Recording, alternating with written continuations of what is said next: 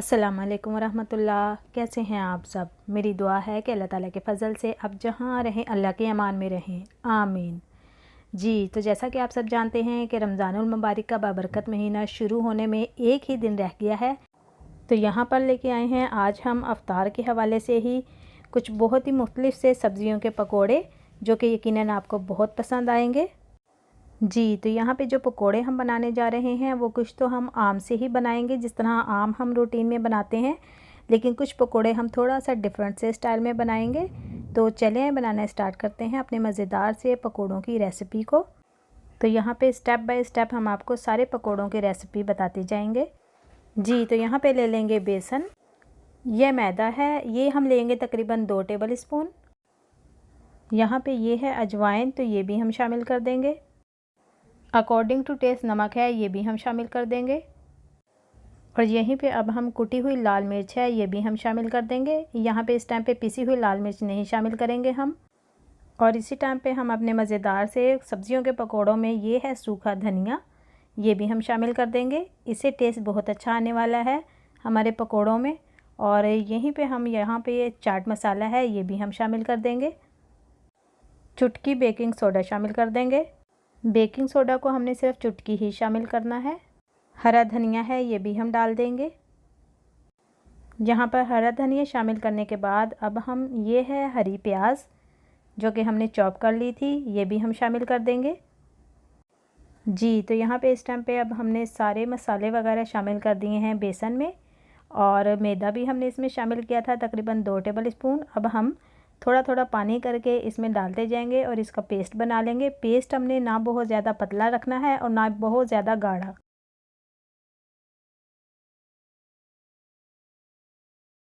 यहाँ पे देखें पानी शामिल करके हमने बेसन को अच्छी तरह जो कि है ना मिक्स कर लिया है। ठीक है, ये देखें तो ये बड़ा स्मूथ सा मटेरियल तैयार हुआ है हमारे पास। यहाँ पे अब हम पहले वो पकोड़े बना लेंगे कि जो कि हमने बिल्कुल सादा से अंदाज में बनाने हैं, और फिर जो थोड़ा सा डिफरेंट से हम बनाएंगे पकोड़े वो हम बाद में फिर 1 बाय 1 आपको बताते जाएंगे। तो यहाँ पे हम सबसे पहले मज़ेदार से गोभी के पकोड़े तैयार कर लेते हैं। जी, तो इस टाइम पे हम अपने मज़ेदार से गोभी के पकोड़े बनाने के लिए गोभी को बेसन के जो मटेरियल हमने तैयार किया है उसमें डिप करते जाएंगे, और सारे गोभी के पकोड़े इसी तरह फिर हम बनाते जाएंगे, फ्राई करते जाएंगे।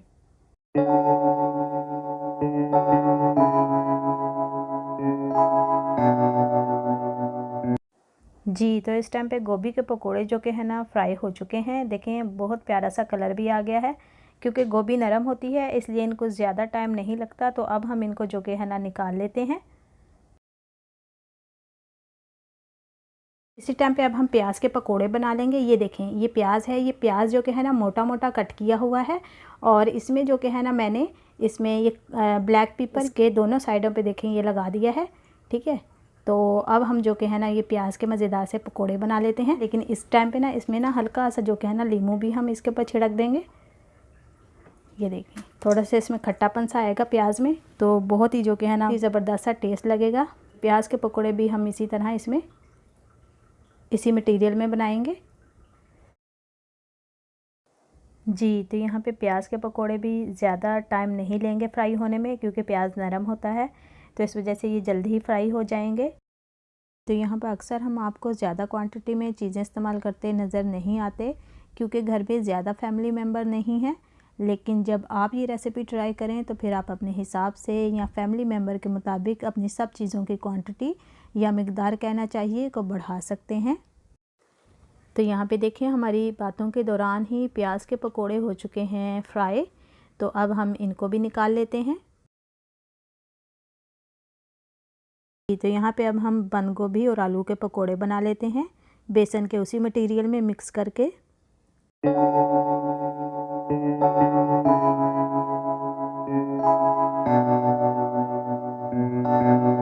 यहाँ पे हमने आलू और बंद गोभी के पकोड़े निकाल लिए हैं, और अब हम इस टाइम पे यहाँ पे बैंगन के पकोड़े बनाएंगे। ठीक है, लेकिन बैंगन के पकोड़े हम सादा नहीं बनाएंगे, बल्कि इसमें आलू और प्याज को मिक्स करके हम फिर अपने मज़ेदार से बैंगन के पकोड़े तैयार करेंगे। यहाँ पे देखें आलू को हमने ना इस तरह कट कर लिया है राउंड शेप में ही। ठीक है, और इसी तरह हमने ये प्याज है, प्याज को भी हमने राउंड शेप में कट कर लिया है। ठीक है, पे हम रखेंगे ये आलू। ठीक है, और इसके दूसरी साइड पे अब हम रखेंगे ये जो प्याज हमने रिंग में कट किए थे, इस तरह ये प्याज रखेंगे इस साइड पे, ठीक है, ये देखें, ठीक है, ये देखें। और इसको अब हम इसी तरह डिप कर लेंगे जो हमने मटेरियल तैयार किया था।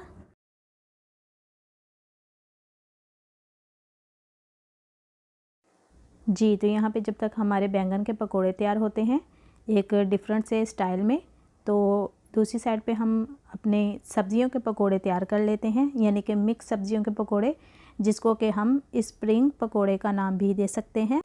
तो यहाँ पे स्प्रिंग पकोड़ा हम इसलिए कहेंगे क्योंकि उसमें जो भी सब्जियाँ, जितनी भी सब्जियाँ जाएंगी वो बड़ी कलरफुल सी जाने वाली हैं। तो चलें, अब जब तक ये बैंगन के पकोड़े यहाँ पे तैयार हो रहे हैं, फ्राई हो रहे हैं, तो हम फिर अपनी स्प्रिंग पकोड़ा की बाकी चीज़ों को जो कि है ना, बाकी मटेरियल को मिक्स कर लेते हैं। यहाँ पे हम अपना यूनिक सा जो स्प्रिंग पकोड़ा बनाएंगे, तो उसके लिए हमें कोई डिफरेंट सब्जियों की ज़रूरत नहीं है। जिस तरह हम स्प्रिंग रोल में जो चीज़ें, जो सब्जियाँ इस्तेमाल करते हैं, वही हम स्प्रिंग पकोड़ा में भी इस्तेमाल करेंगे। हमने ये देखें, ये मटर ले लिए हैं। यहाँ पे 3 तरह की जो कि है ना, हमने शिमला मिर्च ली है, यानी कि कैप्सिकम ली है, और इसी तरह यहाँ पे हमने प्याज लिया है, और इसी तरह ये गाजर है यानी कि कैरेट, और ये जो कि है ना बंद गोभी, और यहाँ पे ये ग्रीन प्याज है, ठीक है। तो ये सारी सब्जियों को, या कहना चाहिए कि स्प्रिंग पकोड़ा के लिए जो हमने सब्जियां ली हैं उनको अब हम उसी मटेरियल में डालेंगे कि जिसमें कि हमने बाकी सारी सब्जियों के पकोड़े बनाए हैं, और इनको मिक्स कर लेंगे। और अगर हमें यहाँ पे ज़रूरत होगी थोड़े और बेसन की, हम वो भी शामिल करेंगे। इस टाइम पे हमें थोड़े से बेसन की और मज़ीद ज़रूरत होगी, तो हम इसमें थोड़ा सा बेसन और ऐड करेंगे। तो इस टाइम पे हमने इसमें थोड़ा सा बेसन और शामिल किया है। तो अब हम इसको अच्छी तरह मिक्स कर लेंगे अपने स्प्रिंग पकोड़ा के मटेरियल को, और फिर अपने मज़ेदार से स्प्रिंग पकोड़ा को भी फ्राई कर लेंगे। इस टाइम पे स्प्रिंग पकोड़ा का टेस्ट भी बहुत ज़बरदस्त आने वाला है हमें, क्योंकि इसमें 3 तरह की हमने शिमला मिर्च यानी कि कैप्सिकम शामिल की हैं, और इसी तरह मटर भी हमने शामिल किए हैं इसमें। तो इन सारी सब्जियों का टेस्ट बहुत ही मज़ेदार सा आने वाला है। तो इस टाइम पे ऑयल हमारा गर्म ही है ऑलरेडी। तो अब हम अपने मज़ेदार से स्प्रिंग पकोड़े तैयार कर लेते हैं।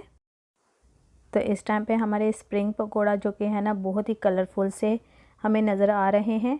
रेड, ग्रीन, ऑरेंज, हर तरह का कलर जो कि है ना, हमें अपने स्प्रिंग पकोड़ा में नज़र आ रहा है। तो यकीनन ये खाने में भी बहुत ही टेस्टी होंगे। तो एक साइड पे हमने रख दिया है स्प्रिंग पकोड़ा को फ्राई होने के लिए, हम उसको भी देखते रहेंगे। और दूसरी साइड पे अब हम अपना जो मिर्चों वाले पकोड़े हमने बनाने हैं, उसमें जो फिलिंग हमने करनी है वो हम तैयार कर लेते हैं। तो यहाँ पे हमने एक अदद आलू को लेकर उसको बॉयल किया था, और उसके बाद उसको कर लिया है मैश।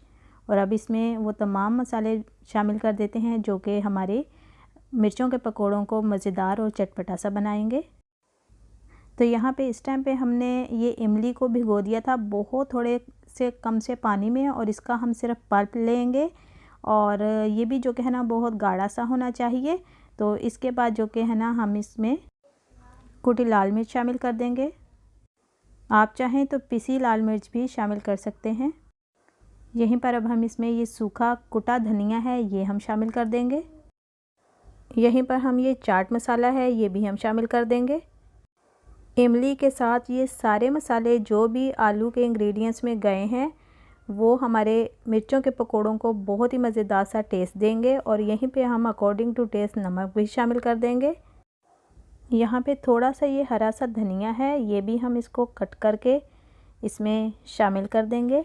और इस तरह ये हमारा जो कि है ना मसाला तैयार है, या फीलिंग तैयार है अपने मिर्चों के पकोड़े में भरने के लिए। तो अब हम इस सारे मसाले को जो कि है ना अच्छी तरह मिक्स कर लेंगे, और फिर हम मिर्चों में कट लगा के तो अपने ये मज़ेदार सा चटपटा सा मसाला जो कि है ना, वो मिर्चों के पकोड़ों में भर लेंगे।